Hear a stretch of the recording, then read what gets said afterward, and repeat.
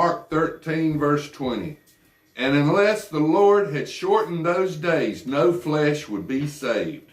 But for the elect's sake, whom he chose, he shortened the days to 5 full moons, 147.65 days.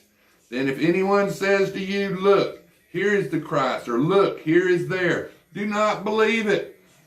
It's the fake Jesus.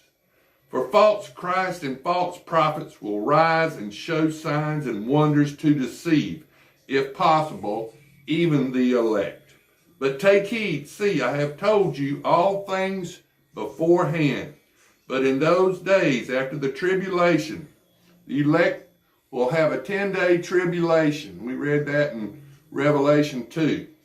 In those days after that tribulation, the sun will be darkened, and the moon will not give its light, and the stars of heaven will fall, and the powers in heaven will be shaken.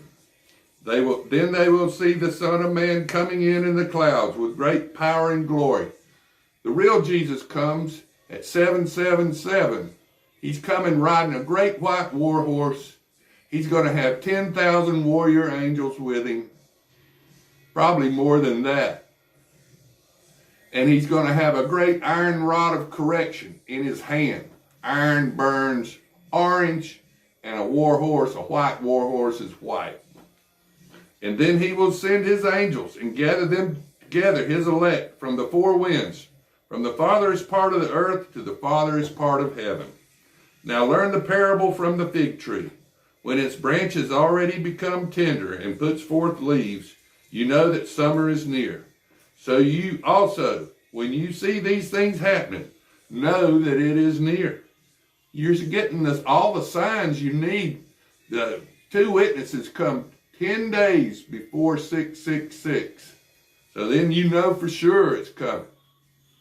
It's near, at the doors. Assuredly, I say to you, this generation will by no means pass away till all these things take place. The fig tree generation started in 1948 when Israel became a nation once again, the final generation of flesh man. Heaven and earth will pass away, but my words will by no means pass away. But of that day and hour no one knows, even the angels in heaven, nor the Son, but only God our Father in heaven knows the time and the date. Take heed and watch and pray, for you do not know when the time is. It is like a man going to a far country who left his house and gave authority to his servants, and each one his work, and commanded the doorkeeper to watch.